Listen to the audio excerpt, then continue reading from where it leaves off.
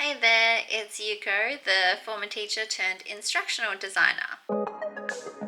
Today I thought I would talk you through the lesson that I built on Canvas, Instructure Canvas, for my Georgetown University certificate in instructional design. So for our third module, we were given the option of creating a Canvas lesson,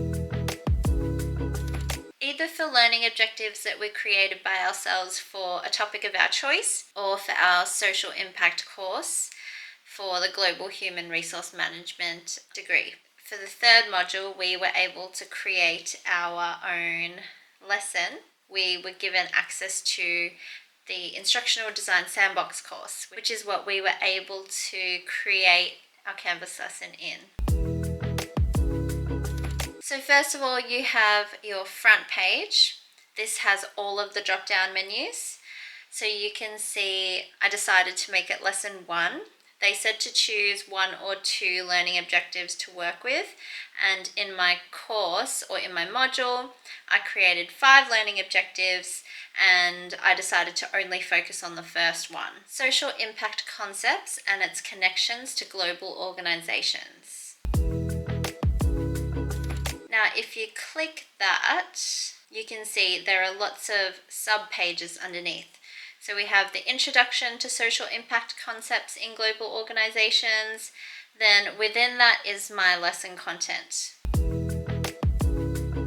So once I click the introduction, you can see that I've utilized a lot of the heading systems that are available in the rich text editor. Now, this isn't just for aesthetics, it's for accessibility as well. So screen readers are able to access this information. So here I've got my big heading, then I've got heading 2 saying introduction, and you can see I've decided to separate all of my different areas with a horizontal line. So I've got my introduction, lesson objective, and assessment. Now, we had to put in a table of some kind. I decided to use a table to display my assessment information. Now, moving on, you can click the next button. So accessibility wise, you need to be able to navigate everything with just a keyboard and not a mouse. I decided to begin my lesson with a pre-test or a pre-learning questionnaire just to see where people were at. I decided to use quizzes because it's quite fun and interactive. So if I click that link, it goes directly to the quizzes quiz. And here's just a run through of what my quiz would look like.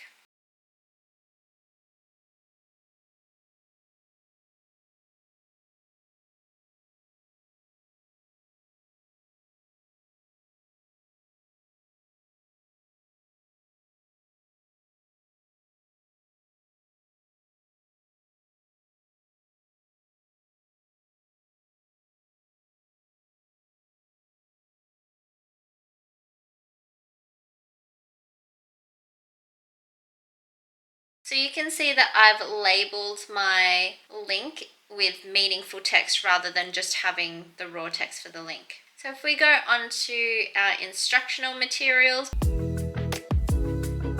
by pressing the next button, you can see again I've decided to utilize the rich text editor subheadings and heading system. I have decided to begin this lesson with a broad introduction into social impact, the underlying concepts and ideas. So I've got a few different links.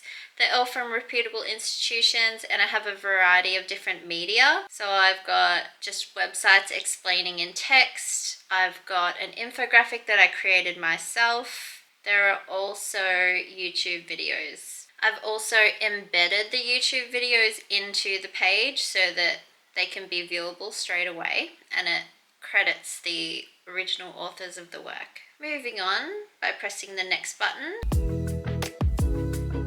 we had to put in a discussion. Now, discussions are a great form of assessment. They provide interaction and engagement. So I decided to make my discussion on ethics versus economic growth. And within my lesson, I've used 2 types of images: decorative images in the little icons that I got from FreePick, as well as that infographic I made by myself on Canva. So again, I've utilized the different heading systems and used a horizontal line to separate the information. And rather than say click below or something a bit too vague, I've said click the reply button below to contribute to the discussion. So this will again aid screen readers. Now if you click the next button again, it goes to our assignment or our main task for this lesson. I've labeled this task assignment 1, presentation. Again, there's a little decorative graphic there. I have highlighted the important instructions with an underline, and I've changed the color as well. Now, I had to make sure that this was accessible and the colors had good contrast. I also provided options. This task is to create a presentation that is 10 minutes or less, outlining how your organization addresses social impact and fulfills its corporate responsibility. So students have to apply the knowledge that they've learned. They can either use their own experiences, or if they are not currently working somewhere, then they could choose a company from the Forbes Best Brands for Social Impact list. Again, this link was created using meaningful text rather than just the link itself. And I've also included the assessment parameters and the assessment styles. There are also a variety of presentation options. So this task is an effective form of learning because students are able to display their learning and apply what they've learned in a way that they will have to use when they go into the workforce. It also applies critical thinking skills, problem solving skills, and students have to create something, which is at the top of the Bloom's and Anderson's taxonomy. Now if we go next again, I've decided to add in a post-learning reflection. This reflection is a quiz/survey, but obviously there are no wrong answers. I've decided to make this quiz short answer, so it's not a test, it's not a knowledge test at all. I don't want to know what they've learned, but I want to see whether it was meaningful. So questions are along the lines of, do you feel confident about social impact and how it's connected to global organizations? So it's a yes and or no and. What was the most rewarding, interesting, or relevant aspect of this lesson? So students reflect on what they found the most valuable. How can you apply the concepts and ideas you've learned in this lesson to your global organization or your future global organization? So students have to not only recall, but again, apply what they've learned and try to solve problems. And I've also asked for feedback. So a valuable part of the instructional design process is obviously reflecting on the lesson and reflecting on what you've created. So I said, if you could change this lesson to improve learning, what would you change and how would you change it? So I'm asking for direct feedback from the learners. And that's the end of the quiz. That's also the end of my short lesson that I created on Instructure's Canvas for my Georgetown University Certificate in Instructional Design. So honestly, I love Canvas, not an ad. I found it very easy to create lessons, instructional materials, and assessments in this. I could also include links, make it accessible. It was really useful to have the accessibility checker.